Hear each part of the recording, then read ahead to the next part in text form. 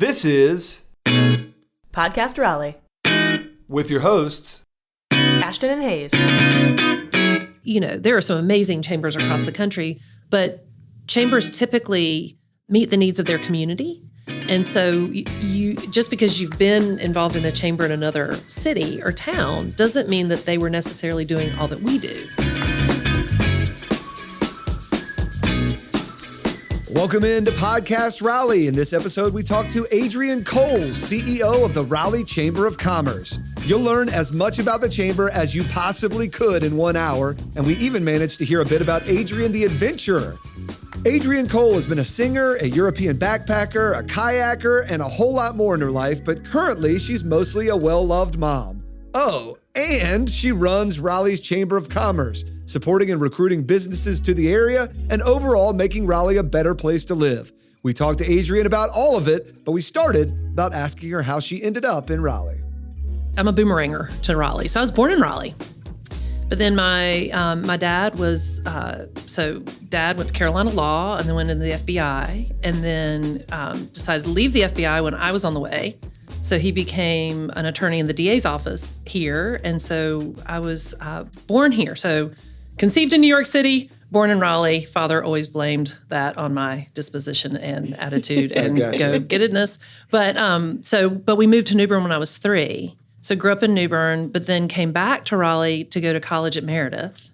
So Meredith College undergrad, grad school at Appalachian, then started my career in Eastern North Carolina. And that's where I met Walt, got married, had Will, our oldest child. But then we moved back to Raleigh when Will was only 11 weeks old. Really driven by Walt's job.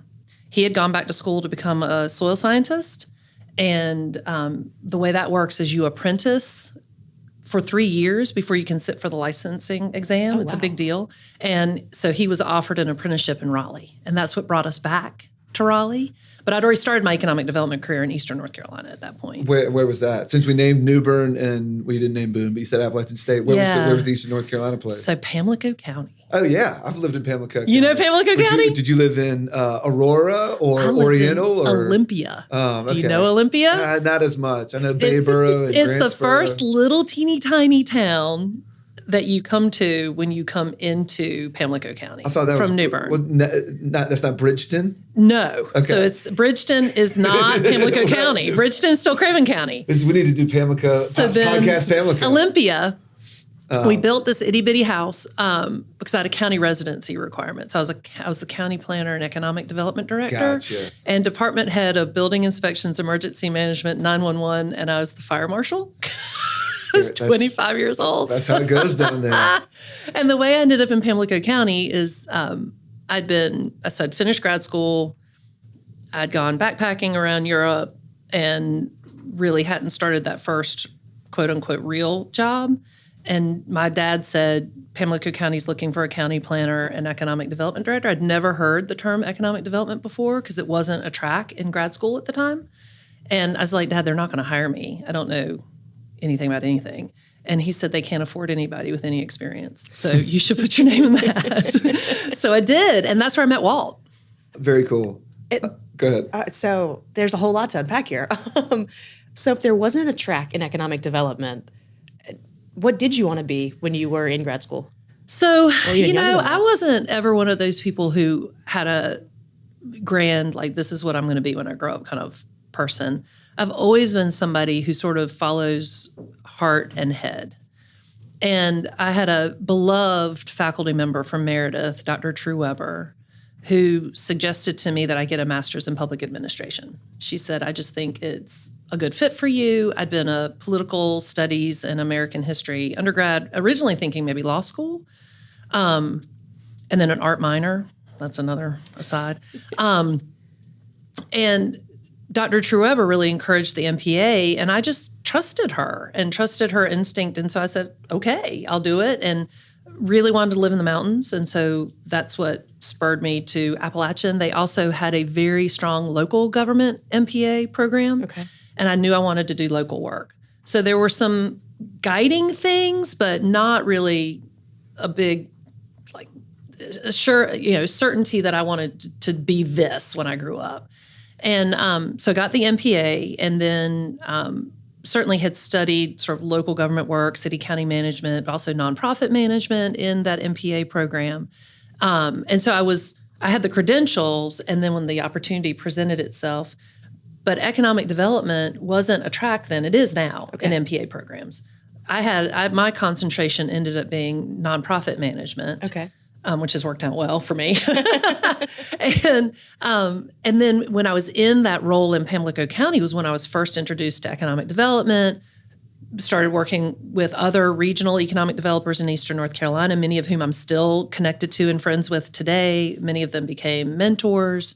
It really set me on the course for what has become my career and avocation as much as vocation. And it sounds like you could have just as easily been a fire marshal or chief of police or something. What drew you towards the economic development side of things? Well, and I think you have to be open to opportunity.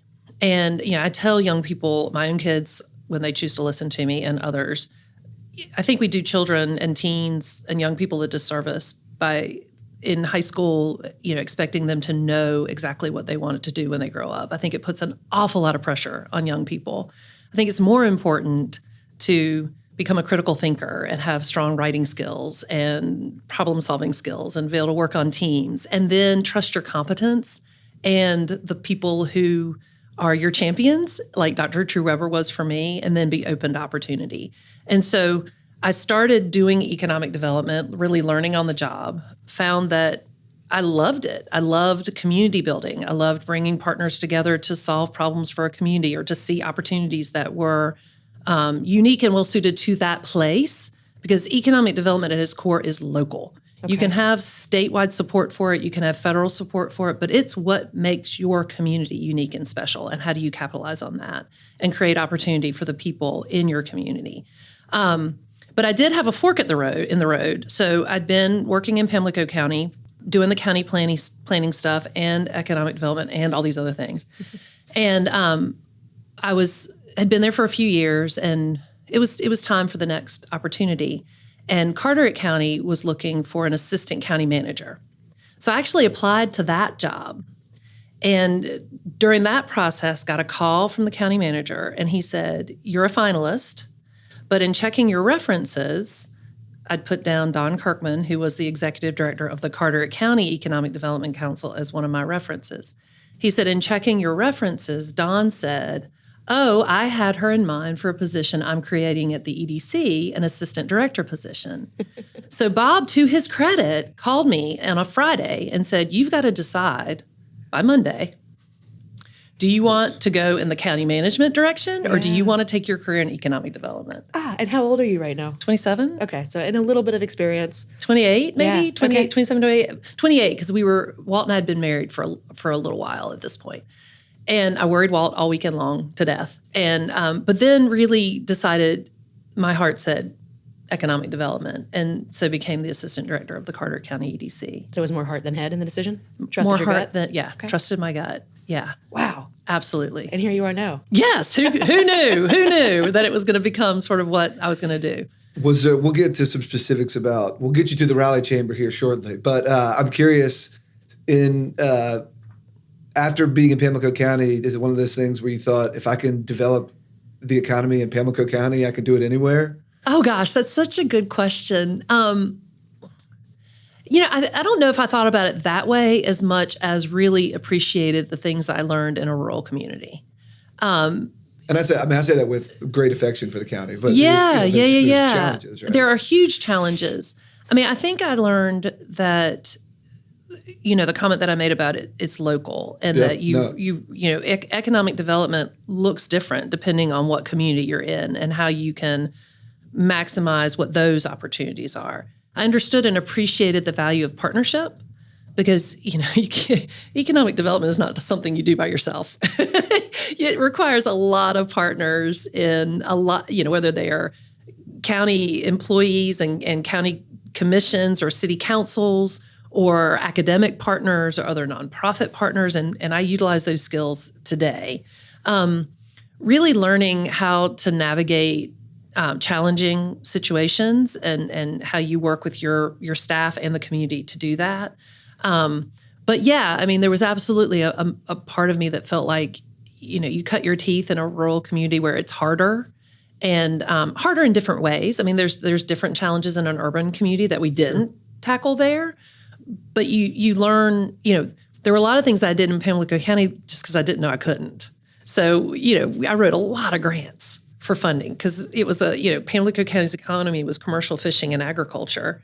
And if we wanted to do something like build a business park or, create a land application spray site that I'm getting so geeky on you, I'm sorry, to handle water and sewer issues for a park, we had to write a grant to do it.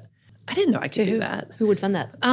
Well, we got an EDA grant while we were there, Federal Economic Development Administration. Thank you, acronym free. Clean Water Management Trust Fund had a grant pool at the time, which is one of the grants that we wrote for the septic system for a business park.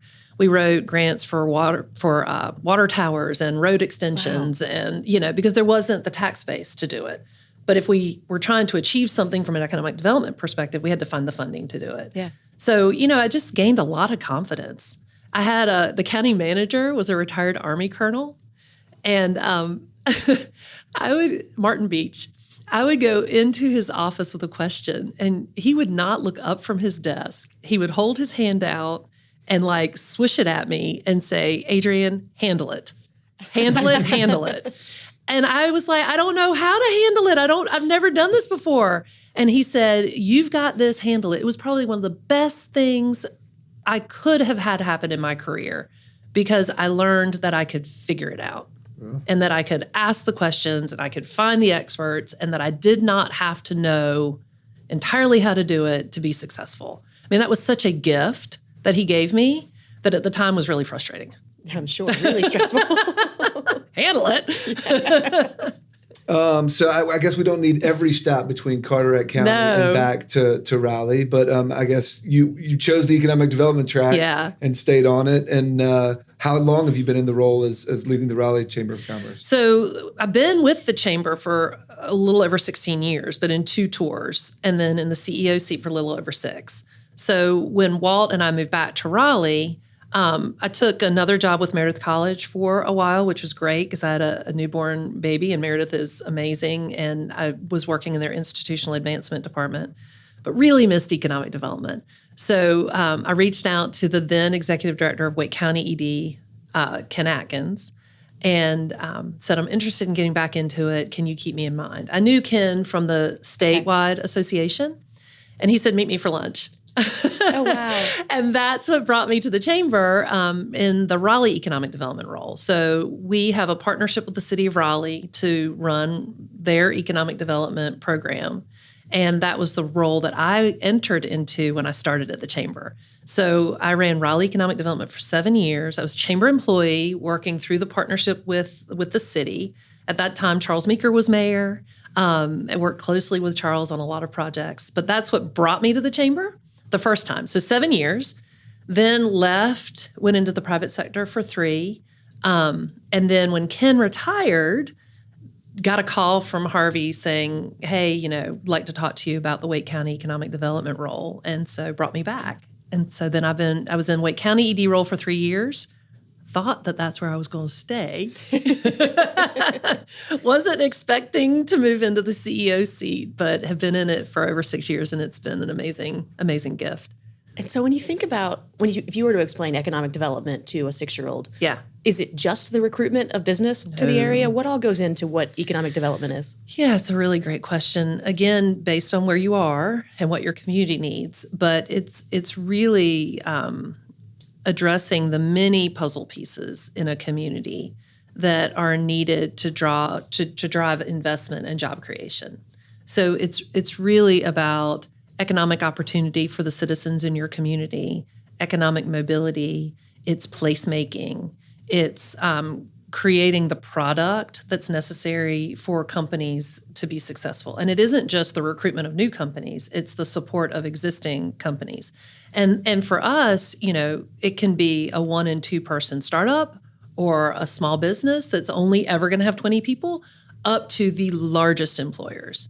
And then it's really identifying what are your strengths in a community and maximizing those. And that's where industry clusters come in. Okay. So, in our market, we focus on life sciences and advanced manufacturing and IT and those types of businesses. But that might not be the case if you're in another community, you may be focusing on traditional manufacturing and aerospace or ag tech, or, it really varies depending on your community, but you want to create an environment where you can successfully recruit those companies and your existing companies can be successful. So you're working on everything from education, talent pipeline, infrastructure, site development. You're working on programs within your academic institutions that support those industries.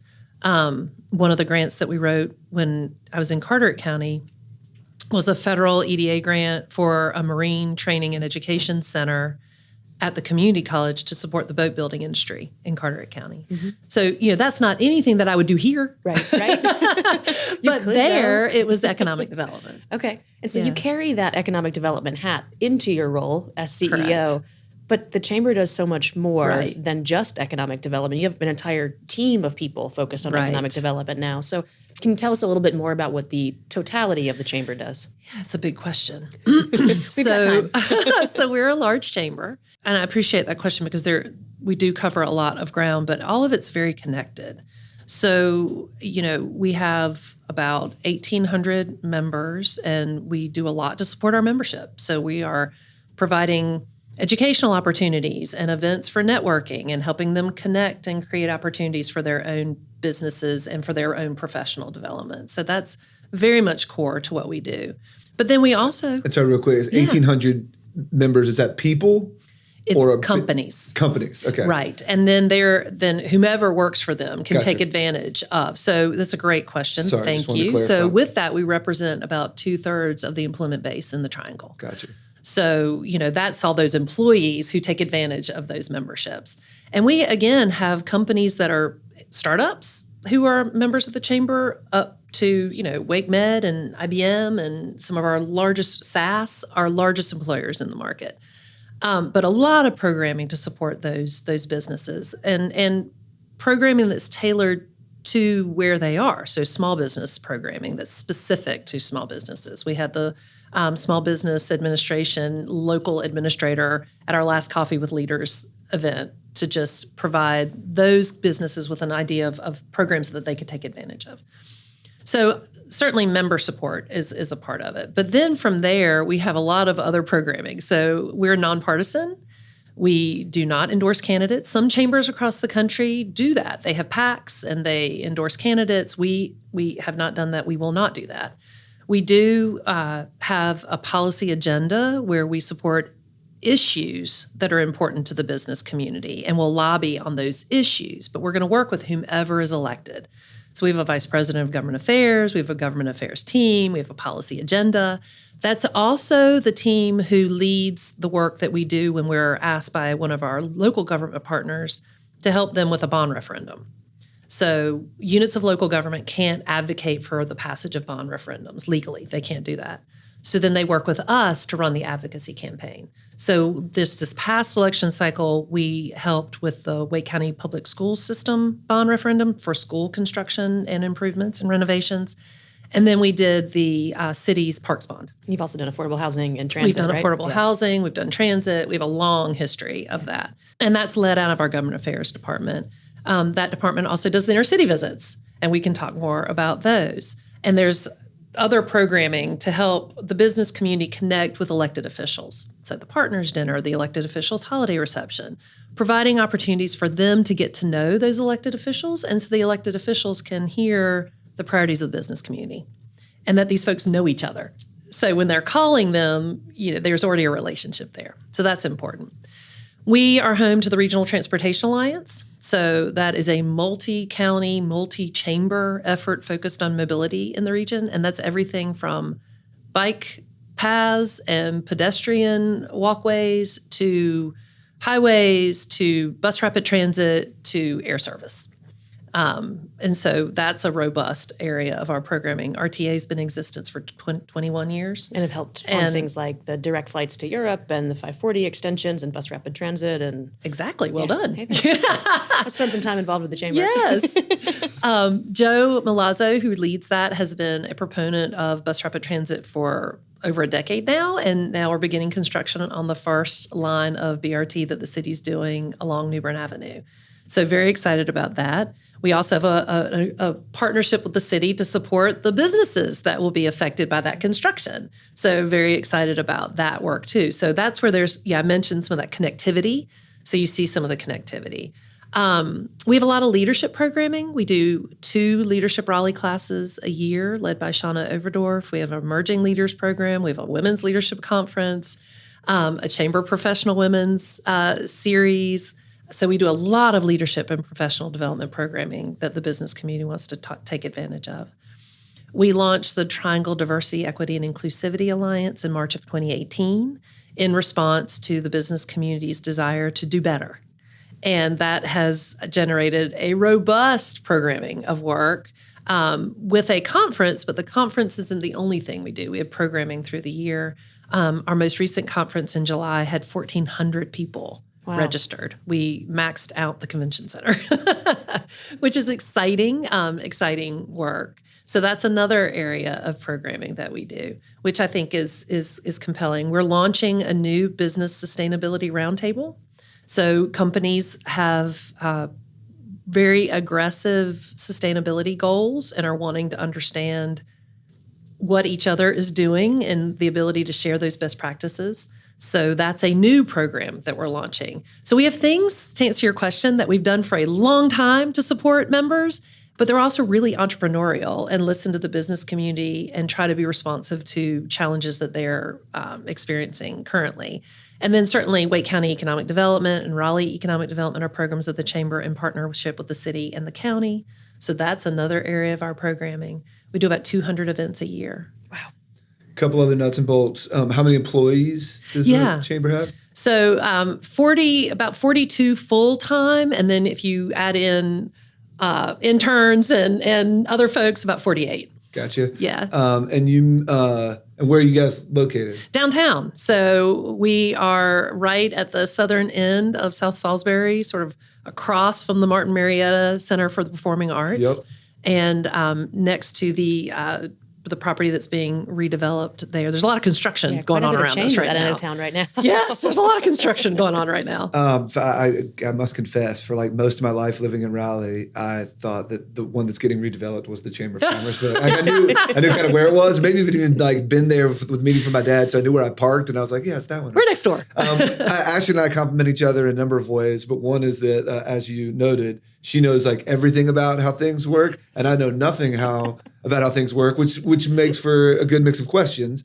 So other things like you mentioned 1,800 members as businesses. Can an individual become a member? Absolutely. And we have some folks who are individuals. Either, we've had some people who retired but wanted to stay engaged in the chamber, or they are launching their own consulting business and are members of the chamber. So we have lots of different membership opportunities within the organization. And how do you become a member? Either like you said, if your business signs up, then all the employees are members by virtue? That's right. And then do they pay a fee? They do. So there are membership dues based on the size of the company. But then for smaller businesses, we actually have a monthly subscription membership that is very attainable, sometimes more attainable than a lump sum payment. But we have relationship managers who help navigate all of that, can help companies identify what their current cost is going to be based on the number of employees that they have. We don't have tiered dues like some chambers do. We do have a higher level of membership, which is our Board of Advisors level membership. And then the other programs are sort of a la carte. So if you are passionate about transportation and transit and mobility, then you might want to join RTA. If you've got a real corporate commitment to diversity, equity, and inclusivity, you might want to join the DEI Alliance. So companies then can decide where they want to plug in. Gotcha. And are you funded totally by memberships, or? We are. The only place that we have public funding is in our economic development work. And so we have a public-private partnership with the City of Raleigh and a public-private partnership with Wake County. But the bulk of the funding for those programs comes from the private sector. Yeah, good question. And how much of that is memberships versus event sponsorships? So in terms of the total revenue for the chamber? Yeah. So if you include the restricted funds, so RTA is a restricted fund, the Wake County Economic Development, City of Raleigh, all of those. If you include that in the overall total, then sponsorship events are about a third. And so that's where the sponsorships would be, membership about a third, and then the restricted funds about a third. If you take the restricted funds out, it's about half and half. Okay. Yeah. Yeah. And we're about a $10 million a year operation. And how does somebody go on one of those cool trips that you and Ashton always go on? Which cool trip are you interested in? All of them. All of them. So, it depends on the program and the trip. So the inner city visit, which I mentioned earlier, is restricted to members because it's in high demand. I mean, we always, knock on wood, as there no wood, but we typically sell out that trip. And so it's you need to be a member of the chamber to be able to go on that trip. And that's an educational trip. It's an educational trip. It is robust. The programming is very robust. We're learning about how other communities are dealing with homelessness or affordable housing or economic development or downtown redevelopment, or how are they investing in sports and entertainment. I mean, the agenda is meaty, shall we say.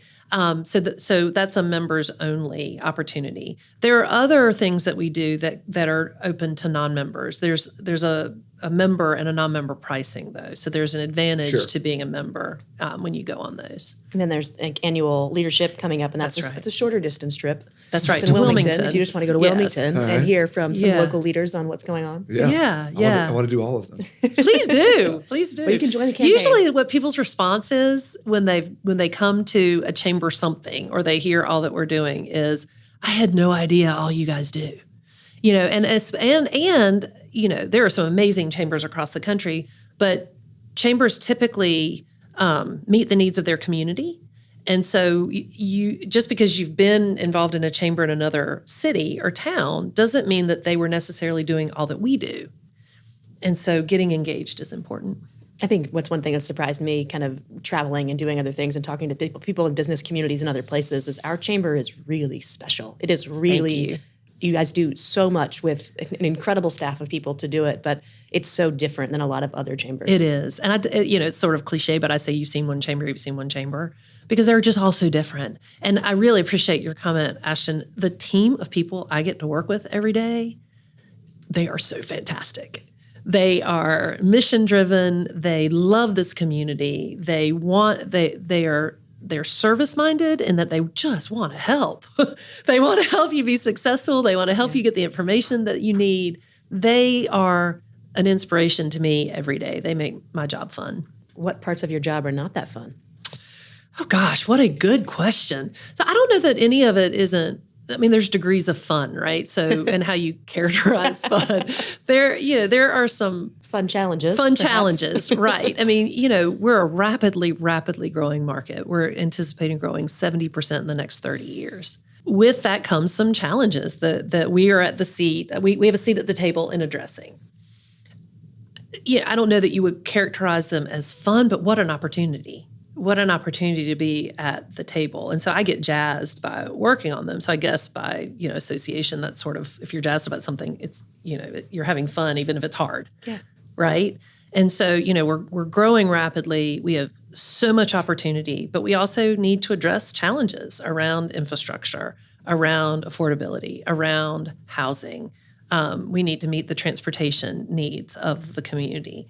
There are things like we can't afford to become sort of fat and happy and complacent and think that these things are going to be addressed by themselves.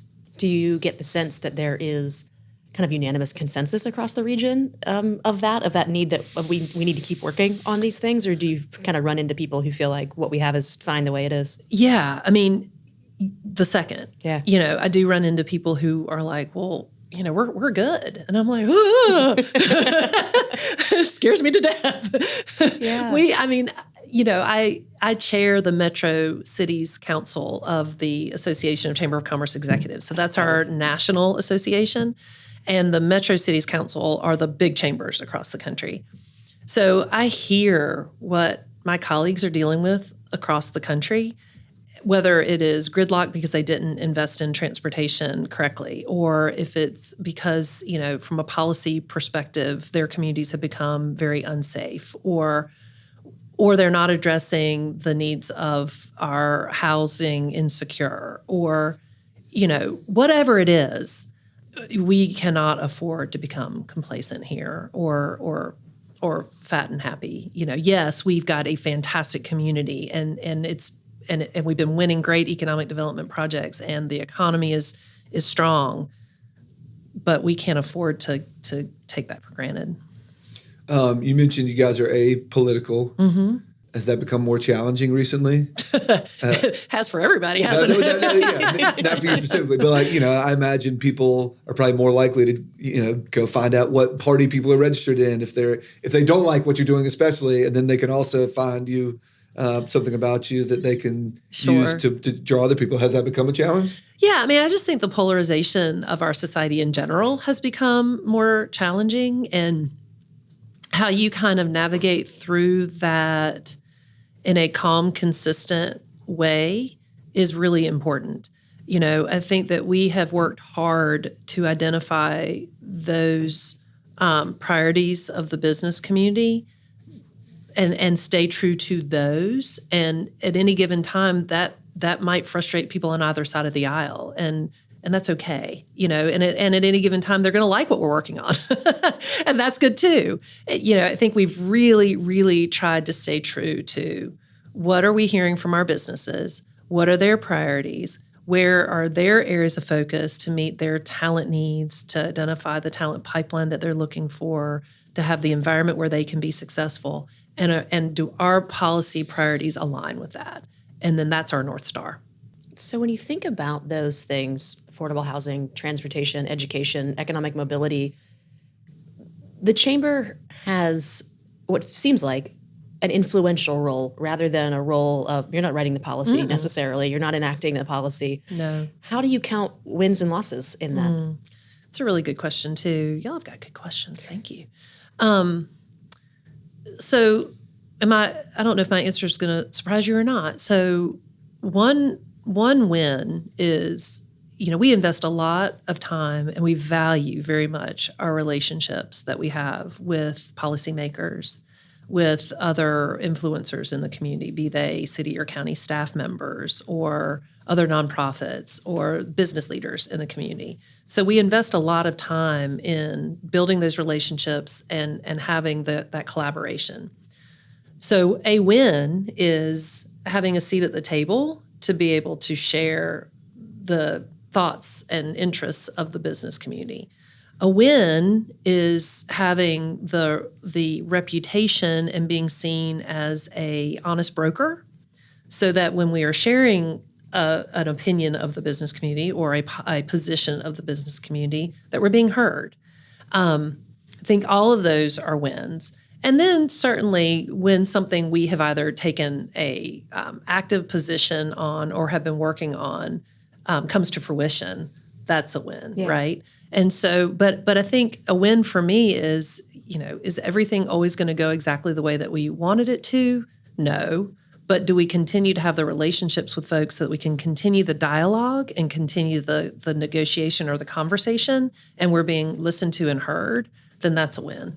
Makes sense. Yeah. How do you recruit business to any city or community, but specifically Raleigh? Do you call them up? Is it a cold call? Rarely is it a cold call. So it's a good question. The process can be varied. And so I'll just give a few examples. So we've been targeting industry clusters for a long time. So we've been talking about the strength of the life science cluster here for decades. And then at the same time, working with communities in Wake County to put the infrastructure and the sites in play so that when those companies wanted to come, they were ready to respond. Who would you put in that life science bucket? So, we've got life science companies throughout the county, but, Holly Springs is one that comes to mind with some recent wins. They had been investing in site development for decades, and also, really promoting Holly Springs as a life science area and hub for a long time. The state also had invested in the North Carolina Biotechnology Center, going back decades. We worked as a community with NC State to create the BTech Center. We've worked closely with our community colleges to provide training and education for industry in the life science sector. And so all of those puzzle pieces have been worked on for a really, really long time, so that when a life science company is interested, we're ready for them. But you can't have just a beautiful piece of farmland and work with a company that's got an 18-month time frame or a 24-month time frame. So you've got to be ready. So, there's been a lot of work done over a long period of time to have the product ready. We've been focusing and marketing the region in some key areas for a long time: information technology, fintech, ag tech, biotechnology, advanced manufacturing. We're seeing, electric vehicles, all of those things for a long time. That's been going on. Yeah, and really trumpeting the strength of the Triangle region with the amazing university infrastructure that we have here and the cost of doing business here and an incredible talent pipeline. That's been going on for a long, long time, and it continues.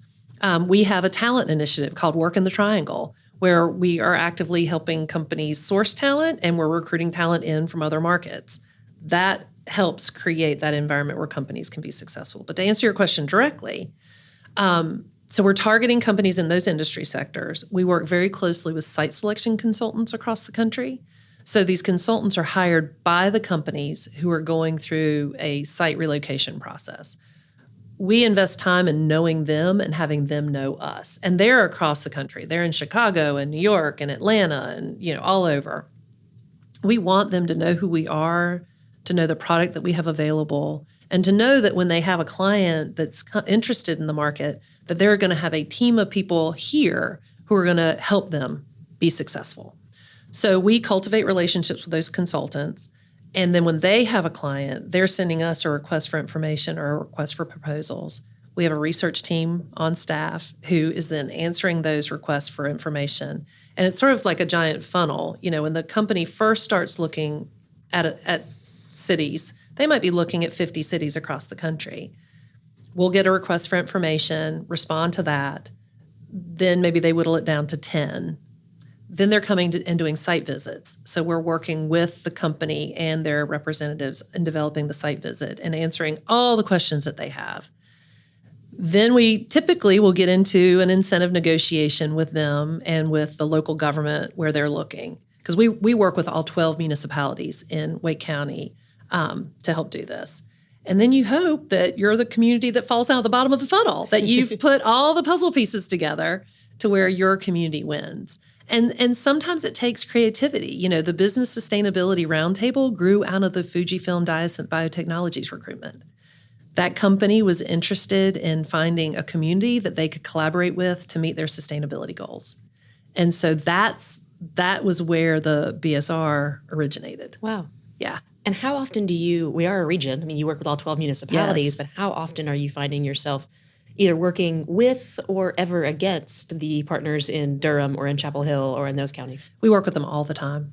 So we're super collaborative and tend to not have very sharp elbows.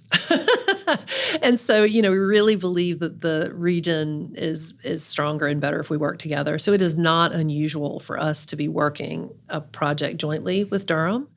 Then at the end of the day, the company's going to decide what community is the right fit for them. And if it's Durham, we're the first to celebrate that they won that project because, people are going to be employed throughout the region at those companies. And it's growing the cluster typically. So it's rarely a competitive situation. Sure, sometimes a company will choose Raleigh over Durham, but that's okay. Sometimes and Durham's the other way. celebrating, and sometimes it goes the other way. But it is not unusual for us to do a joint proposal to a company. And that's unusual across the country. Yeah. It's not unusual for us, but it's unusual across the country. And we're hosting more and more inner city visits that are coming to us.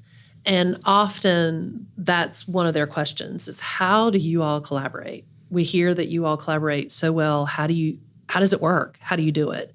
And so then we spend some time sort of unpacking that for people. I'm curious, as a person, does your private life work differently when you're the head of the business community? I think of, and this could go back to Pamlico County. I think of for me, and I know you deal with much bigger companies, right? So let's go back to Pamlico County because it's easier. There's 3 restaurants in town, and I'd worry that everybody knew that I ate at one restaurant more than the other ones. But you kind of represent all businesses. Do you have to worry that people think you favor certain businesses, or do you? Or you have to carry both. Is that only something that I think like about? an Android and an iPhone because we need. So maybe I should, but Yeah, I you don't. want to recruit, and recruiting businesses too. You don't want to rule. Maybe people I out. should, but I don't. My family and I like to try new restaurants. And, so we're always trying new stuff, whether they're a member of the chamber or not. And, we like to shop local as much as we can, and that kind of thing. But I don't worry about it so much now. But on the flip side, if we are asked for a recommendation of, I'm looking for a company to do XYZ, I'm going to look at our membership first. And then refer our members to those folks. And then I'll go outside of the membership if I don't have someone in that category. So I guess it's a little nuanced. It's kind of a both and. So from a personal standpoint, I'm trying everything that's new. And then going back to favorites. But then from a professional standpoint, if asked for a recommendation, I'm going to go to our membership. So you don't seem like you have a ton of free time. You've got No. a very busy family. You've got Yes. a very busy job. What do you do for fun? I'm so boring. I don't think that's the case. The follow-up question to this is going to prove that wrong. So boring. I really enjoy spending time with my family. One of my favorite things to do is spend time in the mountains hiking. I love to hike. The mountains just sing to me. I just love them. It's my place. North Carolina mountains. Yes, Do you have a favorite spot? So, I always loved Watauga County, but I've kind of fallen in love with Ashe County and Lansing. And I just love that little community there. I'd never been to Sparta, so we're going to Sparta for Labor Day weekend. Just rented a little Airbnb and go check that out. So any chance I get to go to the mountains. I mentioned that we live behind the North Carolina Museum of Art, and I love to walk up there. Walt and I enjoy cooking. I told you it's boring. And we have a bunch of children, and we inherit extra children, so the cooking comes in handy because I'm always feeding extra people, which is great too. So I enjoy reading, love live music. We're going to see Steep Canyon Rangers Friday night. Saw Billy Strings when he was at Cocoa Booth. He's amazing. All 3 nights? No, I wish. No, We'd been at the beach the first day, so we got back on Saturday and then went straight to Cocoa Booth so that we could see the show. Would you have gone to all? Yes. Really? Yes. All right, respect. I feel like Hands I down. love those concerts too, but I feel like when somebody says they're going all 3 nights, that's like a different level of I music. totally fandom would than- have. Oh my gosh, she's amazing. No argument. Saw there. Nickel Creek a couple weeks ago at the art museum. So we see a lot of live music whenever we can. And did I hear right that you once performed live music as well? 100 years ago, yes. Yeah. I sang, again, accidentally. It was an accidental, so totally. So when I was in, I'm getting funny faces here on the podcast. It was total accidental. If I accidentally sing, someone tells me to It stop. was completely an accident. So in graduate school, you end up, especially grad school in Boone at the time, it was sort of a tight-knit group of folks, and we would get together for potluck dinners, and inevitably people would bring instruments, and there'd be a little jam session that would happen. And I would just sing with everybody else. I was not a soloist at all, and I did not play guitar. So I would just sing.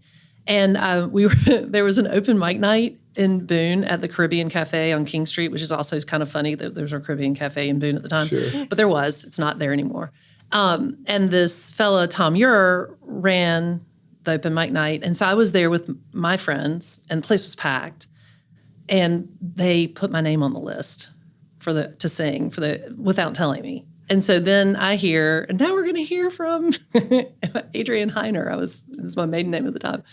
Must have had enough liquid encouragement because I stood up and sang, crazy, right? Sang a song a cappella in a bar. What did you sing? What song? Roseville Fair. It's an old Bill Staines tune. I know Nancy Griffith version of it. Yes. Yeah. So it was an old Bill Staines tune. Yeah. How did you choose it? That's what happens. When Okay. people ask me to sing, it's like whatever comes in my head. So I sang it, and you could have heard a pin drop, and I thought, oh my God, I'm either really, really bad or they're enjoying it. And afterwards, Tom asked me to sing with his little band. And so that's how I ended up singing. Did you do any touring or anything, or just played around town? Mountains of North Carolina. So we did Belshare and Asheville. We did sort of, western part of the state. Yeah, Okay. it was fun. How long did it go on?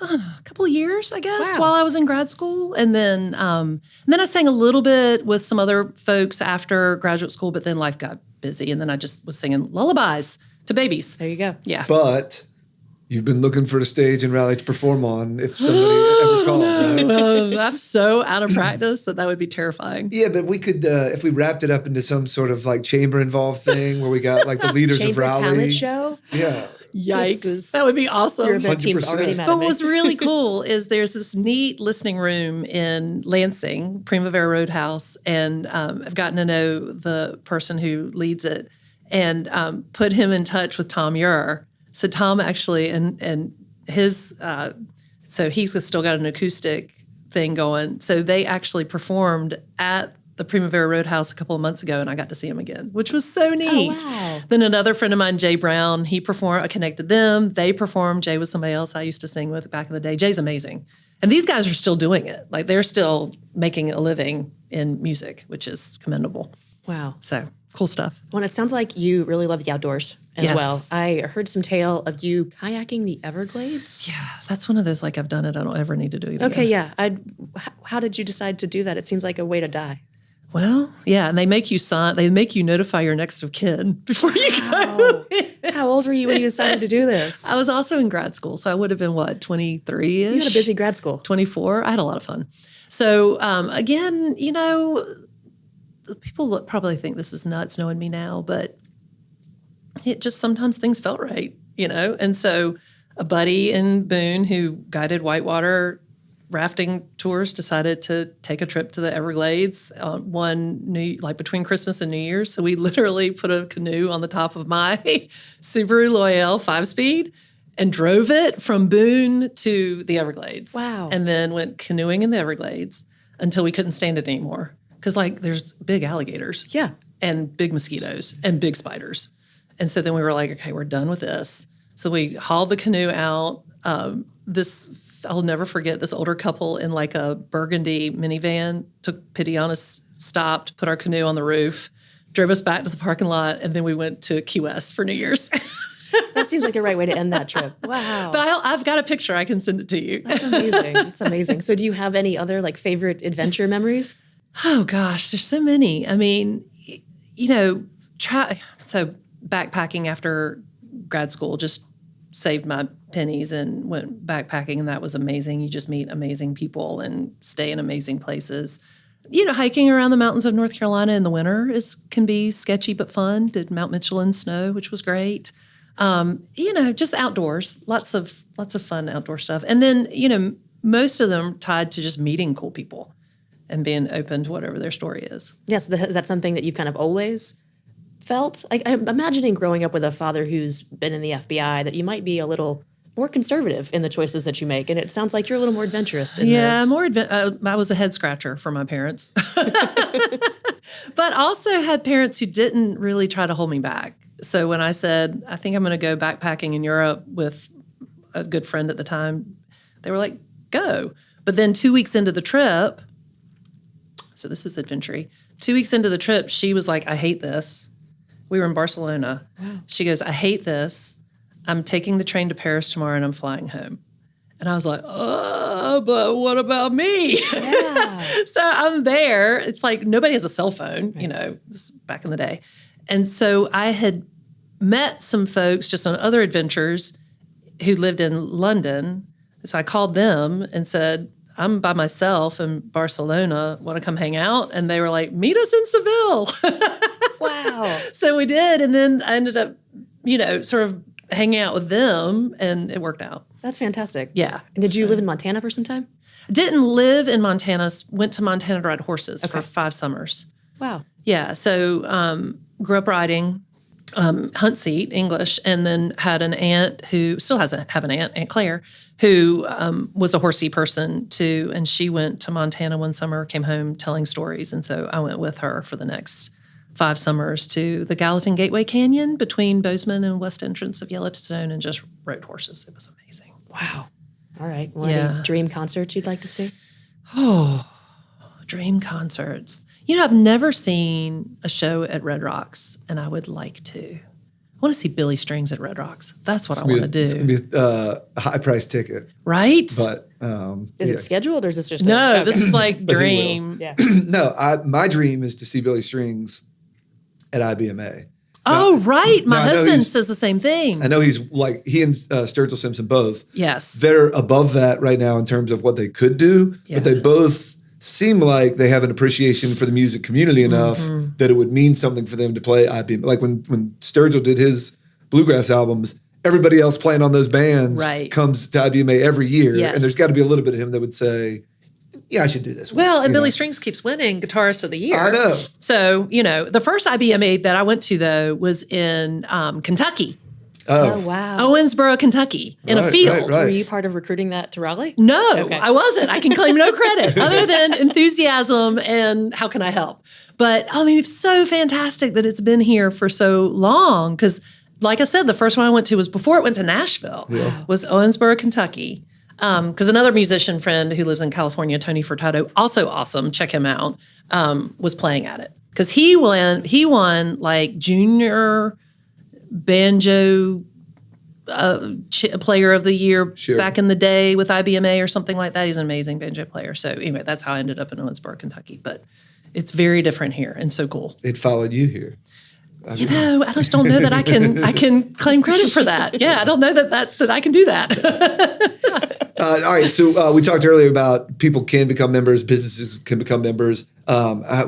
How would one do that? Is it you go to the website, show up at the door? What's the easiest way to get involved? Go to the website for sure, and there are numbers and emails that you can find there to have someone follow up with you and then help you join. Is it Raleigh? RaleighChamber.org. Yeah, and then or you can call me or Ashton. And you can preview a lot of stuff on their social media channels and see what kind of things you're up to and all that. That's exactly right. And we are very active on Instagram, LinkedIn, Facebook, so people can follow us and see what we're doing and what the work is.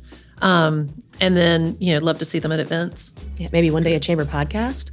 One day a chamber podcast. I about love that idea. Yeah. All right, Something for our marketing and communications team. Yeah, fantastic. I'm sure they need more on their plates right now. They're awesome. They would be all about it. Make sure they know that if they want you to be on their podcast, they're going to need to give you a month of lead time because it's hard to schedule. You're busy, but in a good way. Yeah, I love it. It's a privilege. Well, thank you for taking the time to chat with us today. This has been awesome. This has been super fun. Thank you for having me. Appreciate it. Thanks so much. Thanks. Thanks for listening to Podcast Raleigh. Review us on your favorite podcast app. If you like this episode, share it with a friend.